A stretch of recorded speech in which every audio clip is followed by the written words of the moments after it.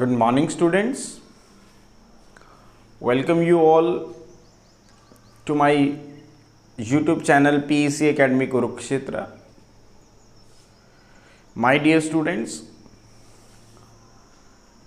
today I will discuss along with you the most important article, and this article I have to pick from Chapter 2 Current Electricity of class 12th. Most important article, the article is Kirchhoff's rule. बहुत ही important article है ये, और mostly हर set के अंदर या तो Kirchhoff's rules या फिर based on numerical based on this rule, her paper में हर सेट में आपको किसी न किसी रूप में देखने को मिल जाएगा। तो आज उसी इम्पॉर्टेंट लेक्चर के बारे में मैं आपके साथ यहाँ डिस्कस करूँगा, और क्या इम्पॉर्टेंस है और कैसे इसके बेस के ऊपर न्यूमेरिकल्स को हमें सोल्व करना है बोर्ड के एग्ज़ाम में, वो भी मैं आपको इस वीडियो के थ्रू आज सिखाऊंगा। तो आइए बिना देर करे स्टार्ट करते हैं हम अपना topic. The topic is Kirchhoff's rule. Kirchhoff's KI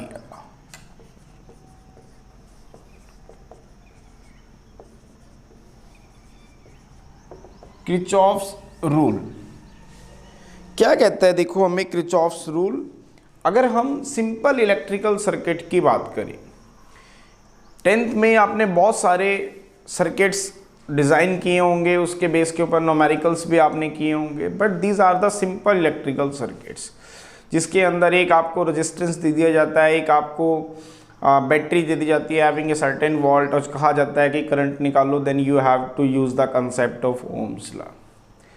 means एक रेजिस्टेंस, एक करंट और एक बैटरी, इनका एक कॉम्बिनेशन बना के आपसे कुछ भी निकलवाया जा सकता है, रेजिस्टेंस को, करंट को या फिर वोल्टेज को। तो आप ओम्स लॉ की सिंपल एप्लीकेशंस को V = IR से निकाल सकते हैं।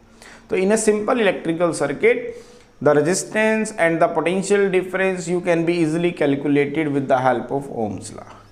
But in actual practice actually we are dealing with the complicated circuits. जो बोर्ड के एग्जाम में आपको सर्किट्स आएंगे वो थोड़े कॉम्प्लिकेटेड्स होंगे। तो ये जो कॉम्प्लिकेटेड सर्किट है, कॉम्प्लिकेटेड सर्किट मीन्स एक ऐसे सर्किट जिसके अंदर लार्ज नंबर ऑफ रेजिस्टेंसेस हो, एक अरेंजमेंट हो रेजिस्टेंसेस का सीरीज में और पैरेलल में, जिसमें बच्चों को बहुत ज़्यादा मुश्किल आती है। पहले तो यही नहीं फाइंड आउट कर पाते कि कौन सा रेजिस्टेंस सीरीज में और कौन सा पैरेलल में है, और प्रॉब्लम को और ज़्यादा बढ़ा दिया जाता है जब मोर than one source of EMF भी उस सर्किट के अंदर लगा दिए जाए। तो इस तरह के जो सर्किट्स हैं इनको हम बोलते हैं complicated circuits. Complicated circuit means these are those circuits which consist of large number of resistances and a group of arrangement of resistances in series and parallel, and more than one sources of EMF is also connected in the circuit। तो ऐसे circuit को हम complicated circuits कहते हैं। इन circuits के अंदर अगर आप सोच रहे हो कि ओम्स लॉ की एक सिंपल एप्लीकेशन V = IR को यूज़ करके आप इसे सोल्व कर लेंगे, तो ये नहीं पॉसिबल है। Means the simple application of Ohm's law fail to solve this circuit. तो in that case we have to use Kirchhoff's rules. Kirchhoff's gave 2 rule to solve these complicated circuit. Kirchhoff's ने 2 rule हमें दिए। पहला rule जो था that is Kirchhoff's current law, या फिर Kirchhoff's junction theorem के नाम से जाना जाता है। क्या बताया मैंने? Kirchhoff's gave 2 rules to solve these complicated circuits. ऐसे सर्किट जिसके अंदर large number of resistances series और पैरेलल का अरेंजमेंट हो, more than one sources of EMF हो। तो Kirchhoff's gives 2 rule. First rule is Kirchhoff's current law, Kirchhoff's first rule जिसको हम कहते हैं, किर्चॉफ्स जंक्शन थ्योरम जिसको हम कहते हैं। The second rule is Kirchhoff's second rule. Kirchhoff's second rule means Kirchhoff's voltage rule, Kirchhoff's loop law. दोबारा सुने, किरचॉफ्स ने 2 रूल हमें दिए थे। एक रूल मैं आज आपसे डिस्कस करूंगा इस वीडियो में, और सेकंड रूल मैं नेक्स्ट वीडियो में आपसे डिस्कस करूंगा। तो today we will discuss Kirchhoff's first rule. Kirchhoff first rule को हम किरचॉफ्स करंट रूल भी कहते हैं, किरचॉफ्स जंक्शन थ्योरम भी कहते हैं। क्या कहता है हमें Kirchhoff's first rule? The Kirchhoff first rule states that the algebraic sum of all the various currents meeting at a junction point O in a closed electrical circuit is always 0। क्या कहता है ये हमें? the algebraic sum of all the various currents meeting at a junction point O, say O, in a closed electrical circuit is always 0। तो statement देखते हैं इसकी, Kirchhoff's rules. तो Kirchhoff's gives 2 rules। Kirchhoff's gives 2 rules to solve the complicated circuit।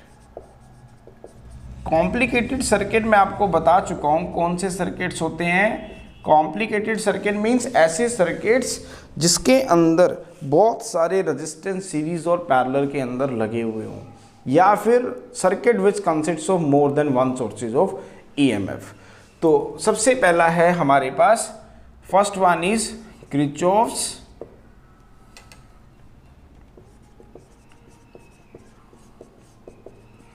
First rule. आज हम इसको discuss करेंगे, Kirchhoff first rule को। पहला रूल है, इसका दूसरा नाम किरचॉफ्स करंट लॉ भी है, और किरचॉफ्स इसको हम जंक्शन थ्योरम के नाम से भी जानते हैं। It is based on the law of conservation of charge. Law of conservation of charge के ऊपर बेस्ड है।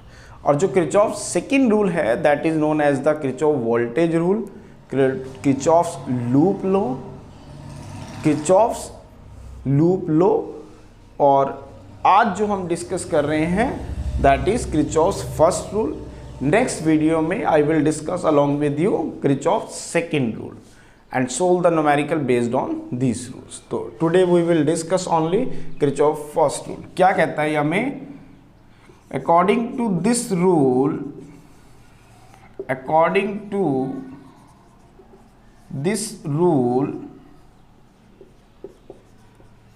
the algebraic sum of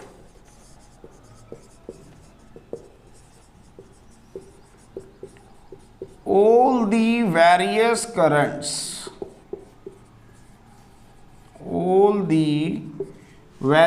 currents meeting at a junction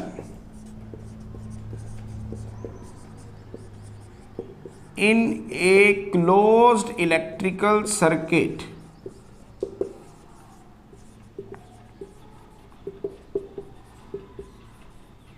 is always 0। क्या कहा इसने हमें? किरचॉफ फर्स्ट रूल में इसको हम किरचॉफ्स करंट लॉ भी कहते हैं, या फिर किरचॉफ्स जंक्शन थ्योरम भी कहते हैं।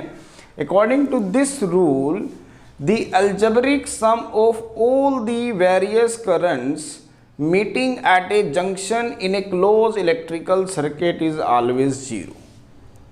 तो इसको मैं एक बार दोबारा रिपीट करूंगा, लेकिन मैं उससे पहले आपको ये बता दूं कि what is the meaning of junction point. Junction point का मतलब है क्या? बेसिकली जंक्शन पॉइंट वो पॉइंट होता है जहां पे सभी करंट आगे मिलते हैं या फिर वहां से करंट चलते हैं। जैसे कि एक फॉर एग्जांपल मैं बात करूं बस स्टैंड। बस स्टैंड एक ऐसा जंक्शन पॉइंट है जहां पे सभी बसें आपको मिलेंगी और वहीं से ही बसें चलेंगी और वहीं आके रुकेंगी। इसी तरह प्लेटफॉर्म, रेलवे स्टेशन की अगर मैं बात करूं तो रेलवे स्टेशन का वो जो प्लेटफॉर्म है जहाँ पे सभी ट्रेनें आके रुकती है और वहीं से ही चलती हैं, that is known as the junction point. इसी तरह मेट्रो स्टेशन के अंदर जो प्लेटफॉर्म है, मेट्रो स्टेशन क्या है? वो जंक्शन पॉइंट है जहाँ पे सभी मेट्रोस आगे रुकेंगी और वहाँ से चलेंगी। इसी तरह जंक्शन हम उस पॉइंट को कहते हैं जहाँ पे सभी करंट हमारे आके मिलेंगे और वहीं से ही करंट हमारे चलेंगे। मीन्स कुछ करंट उस जंक्शन की तरफ आ रहे होंगे, कुछ करंट उस जंक्शन की तरफ जा रहे होंगे। तो किरचॉफ्स ने ये कहा था कि जो algebraic sum of all the current होगा, चाहे कोई करंट सर्किट जंक्शन की तरफ आ रहा है या कोई करंट जंक्शन से बाहर की ओर जा रहा है, तो जो उनका अलजेब्रिक सम होगा of all the various currents meeting at a junction in a close electrical circuit is always zero. उसने कहा था कि उन सब का जो अलजेब्रिक सम होगा that will become equal to zero. तो इट इज ऑल्सो कॉल्ड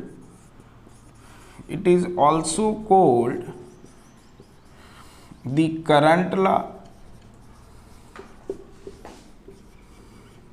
और junction theorem.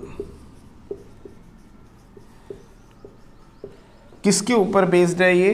It is based on दी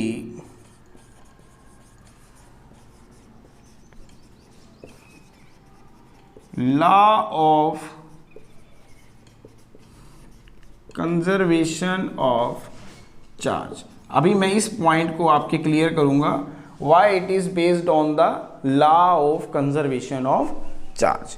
तो इससे पहले मैं इसकी एक साइन कन्वेंशन आपको बता दूं। साइन कन्वेंशन, किरचॉफ्स ने कुछ साइन कन्वेंशन भी असाइन की।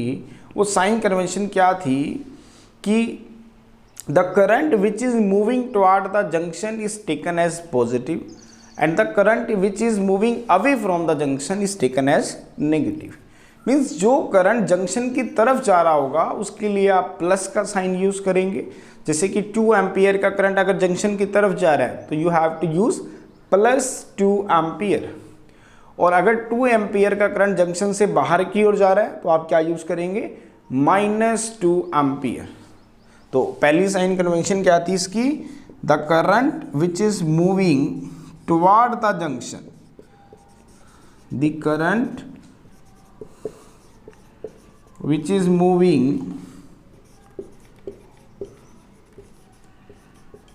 toward the junction point say O is taken as positive। उसको हम क्या बोलेंगे? पॉजिटिव का साइन लगाएंगे। इसी तरह the current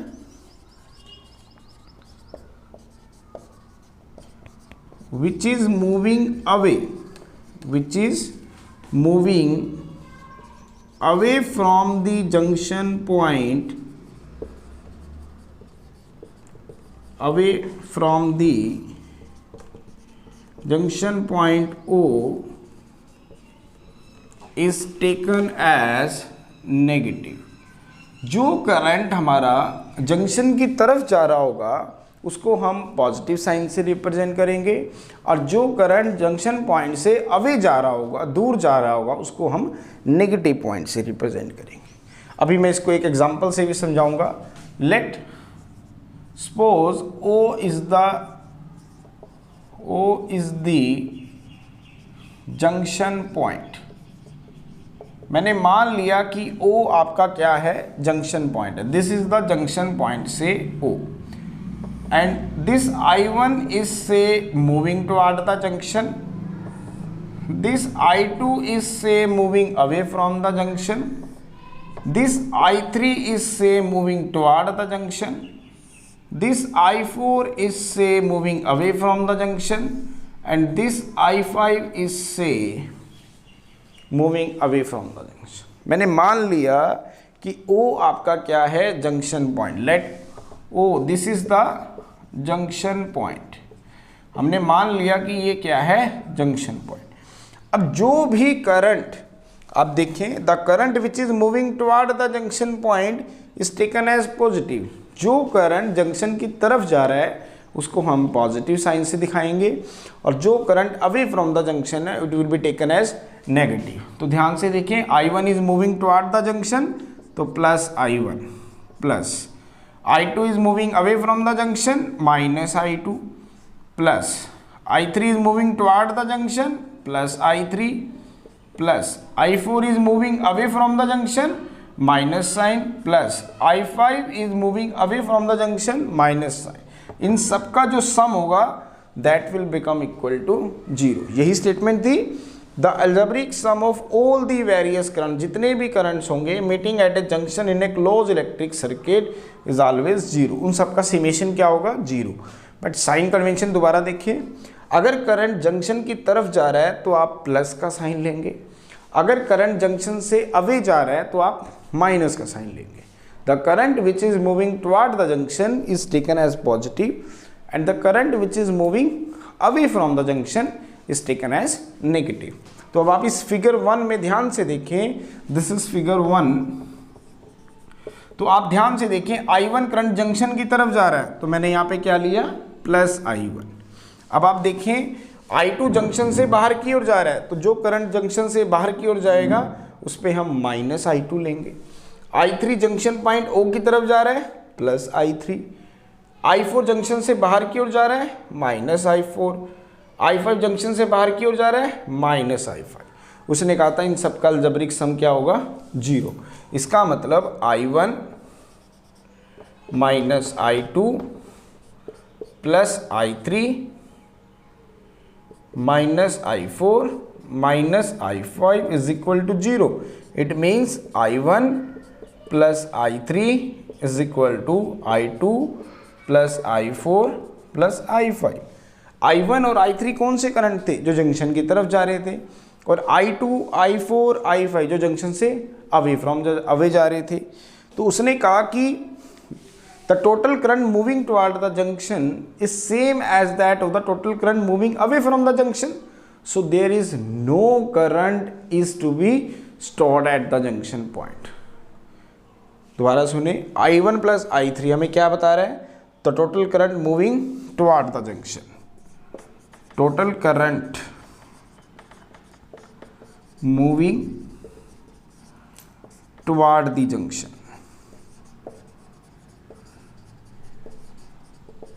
junction point junction बस। और ये I2 I4 I हमें क्या बता रहा है, total current moving away from the junction. अब आप ध्यान से देखें कि किरचॉफ्स ने हमें क्या बताया कि जो टोटल करंट मूव कर रहा है टुवर्ड द जंक्शन वो सेम है total current which is moving away from the junction. It means there is no current is to be stored at the junction point, क्योंकि जितना करंट जा रहा है उतना बाहर भी आ रहा है। तो it means law of conservation of charge is maintained. तो it is based on the law of conservation of charge. अभी मैं आपके सामने एक न्यूमेरिकल भी लूंगा। इस न्यूमेरिकल्स को, किरचॉफ्स फर्स्ट रूल को मैं आपको दिखाऊंगा कि कैसे हम न्यूमेरिकल्स को सोल्व करने में इसकी हेल्प ले सकते हैं। सपोज ये आपको एक क्लोज इलेक्ट्रिकल सर्किट गिवन है एंड I1 इज से 2 एम्पियर, I2 इज से 3 एम्पियर, I3 इज से 3 ampere and I4 is say 5 ampere and you have to calculate the value of say I5। मान लेते हैं कि ये एक सर्किट आपको गिवन है जिसके अंदर I1 की वैल्यू गिवन है, I2 की गिवन है, I3 की गिवन है, I4 की गिवन है, I5 आपको फाइंड आउट करना है। तो आप क्या करेंगे, कैसे करेंगे, किरचॉफ फर्स्ट लॉ की हेल्प लेंगे। तो उसने क्या कहा था, the algebraic sum of all the currents, various currents meeting at a junction point O in a close electrical circuit is 0। और उसने कहा था कि जो भी करंट जंक्शन की तरफ जाएंगे उसके लिए हम पॉजिटिव साइन लेंगे और जो भी करंट जंक्शन से अवे जाएंगे उसके लिए हम नेगेटिव साइन लेंगे। तो अब आप ध्यान से देखें, 2 एम्पियर जंक्शन की तरफ जा रहा है तो you have to take it as plus 2 ampere, plus I2 junction से बाहर की ओर जा रहा है, you have to take it as minus 3 ampere, plus I3 junction की तरफ जा रहा है तो प्लस 3 एम्पियर, I4 जंक्शन से बाहर की ओर जा रहा है प्लस माइनस 5 एम्पियर। I5 हमें फाइंड आउट करना है लेकिन I5 जंक्शन से बाहर है तो minus I5, that will become equal to 0। इसका मतलब 2 ampere minus 3 ampere plus 3 ampere minus 5 ampere minus I5 is equal to 0। तो 3 एम्पियर से 3 एम्पियर कट गया तो -3 ampere minus I5 is equal to 0। तो आपके पास I5 कितना आ गया आपके पास, दैट इज -3 एम्पियर। तो I5 -3 ampere, minus sign indicate कर रहा है it will be moving away from the junction. तो 3 एम्पियर इसकी वैल्यू है। दोबारा देखें, I1 जंक्शन की तरफ जा रहा है, +2 एम्पियर हम लेंगे क्योंकि प्लस का साइन लेंगे। I2 जंक्शन से बाहर की ओर जा रहा है तो -3 एम्पियर लेंगे। I3 जंक्शन से अंदर की ओर आ रहा है तो +3 एम्पियर लेंगे। I4 जंक्शन से बाहर की ओर जा रहा है -5 एम्पियर लेंगे। I5 जंक्शन से बाहर की ओर जा रहा है -I5 लेंगे।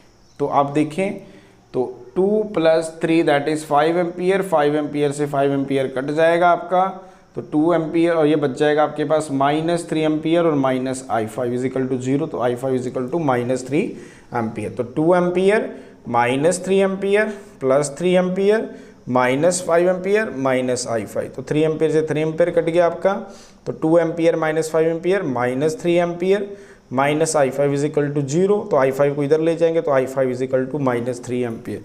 इसका मतलब -3 एम्पियर का मतलब है कि माइनस तो सिर्फ एक साइन कन्वेंशन है कि it will be moving away from the junction. अगर +3 एम्पियर आ जाता तो it will be moving toward the junction.